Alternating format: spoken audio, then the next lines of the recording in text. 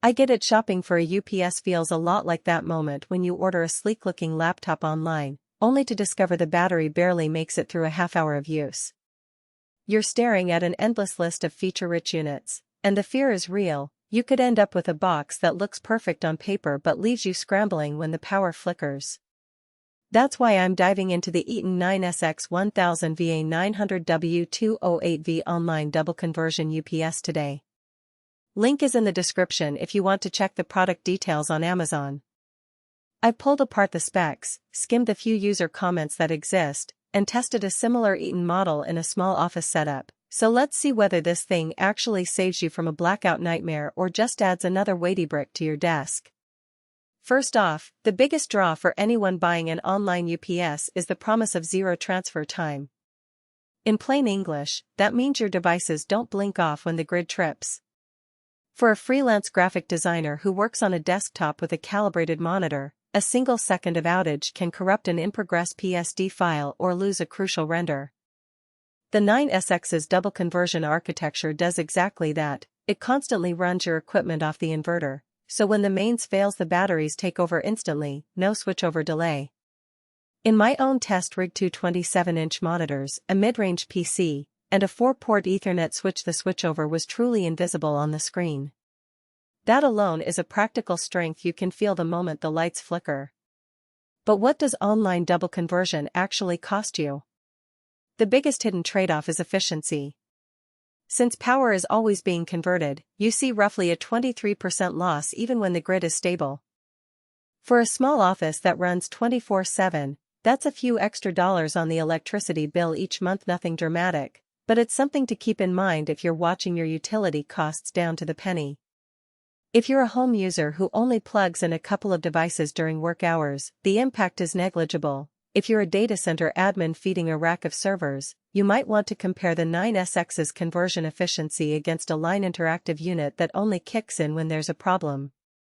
The front panel LCD is another practical detail worth mentioning. It's not just a blinking light, the screen shows input voltage, load percentage, battery health, and even a runtime remaining estimate. In a real-world scenario, that means you can glance at the unit during a power surge and instantly see whether you have enough battery juice to finish uploading a large video file.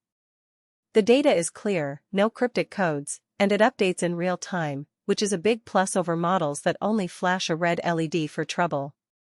Now let's talk about the C13 outlets. This UPS gives you 6 of them, divided into 2 load banks, 3 outlets each with the ability to switch one bank on or off remotely. For a small business owner who runs a point-of-sale system, a networked printer, and a backup router, you can protect the critical devices on the always-on bank, while keeping the less essential peripherals on the secondary bank. That flexibility becomes handy when you need to perform maintenance on the UPS itself without shutting down the entire network. The downside? The ports are all standard C13, so you'll need adapters if any of your gear uses IEC C19 or IEC 603/2012. That's a small inconvenience, but easy to solve with cheap dongles. If you need remote management, say, you're managing a remote office or you want to integrate the UPS into a larger monitoring system, the optional Network 2 card is a real game changer. Plug it in and you get full SNMP access, email alerts, and the ability to schedule graceful shutdowns for multiple devices. In practice, I set it up on a Raspberry Pi to send an email whenever the load hit 80% so I could decide whether to pull the plug on a non-essential workstation. It's a bit of an extra cost, around $150 for the card, but for anyone already using network-managed equipment, it's a worthwhile investment. If you're a lone user who just wants to keep a desktop alive, you might skip the network card and rely on the LCD. Another aspect that trips many buyers up is the extended runtime option.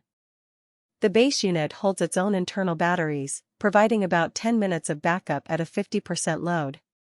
That's enough to catch a UPS-aware PC and let it shut down gracefully, but if you run a home media server that streams 4K video or a small server rack, 10 minutes might feel short.